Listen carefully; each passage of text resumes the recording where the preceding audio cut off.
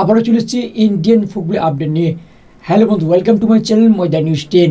ময়দান news 10-এ আমাদের সকলকে স্বাগত জানাই। আজ কথা বলতে চলেছি জানুয়ারি ট্রান্সফার নিয়ে। বেশ কিছু আপডেট বেরিয়েছে, সেগুলো এক এক করে আমরা শেয়ার করবো। ভিডিওটা স্কিপ না করে পড়ে দেখো সমস্ত আপডেট পাওয়ার জন্য। ভিডিওটা যদি ভালো থাকে অবশ্যই লাইক করো, কমেন্ট করো এবং বন্ধুদের মধ্যে প্রচুর পরিমাণে শেয়ার করো। চ্যানেল নিয়ে নতুন এসে অবশ্যই চ্যানেলটি সাবস্ক্রাইব করে পাশে থেকে বেল আইকনটি চিংটং করো।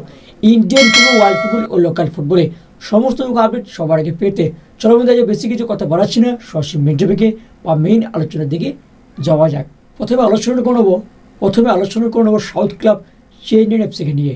Chennai FC head coach when কোয়েল তাদের ফরওয়ার্ড ফারুক চৌধুরীর সঙ্গে কন্ট্যাক্ট এক্সটেনশন করতে চলেছে, এমন একটা আপডেট কিন্তু বেরিয়ে এসছে।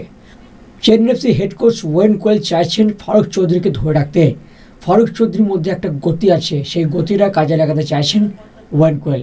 তাই এই মরশুম থেকে তার সাথে একটা লং টাইমে কন্ট্যাক্ট এক্সটেনশন করতে চলেছে চেন্নাই এফসি ম্যানেজমেন্ট। পরবর্তী আপডেট আই লিগের দল ন্যারোক এফসিকে নিয়ে। ন্যারোক এফসি ডিল ডান করল ফর্মার চেন্নাই এফসির রাইট ব্যাক রেগান সিং ফিরতে চলেছে আই লিগের দল ন্যারোক এফসিতে। চেন্নাই এফসিতে রেগান সিংকে দেখেছেন আপনারা সকলেই, এবার দেখতে চলেছি আই লিগের দল ন্যারোক এফসিতে রেগান সিংকে। একদম ডিল ডান আপডেট, তাই তোমাদের সাথে শেয়ার করলাম। পরবর্তী আপডেট মুম্বাই সিটি এফসিকে নিয়ে।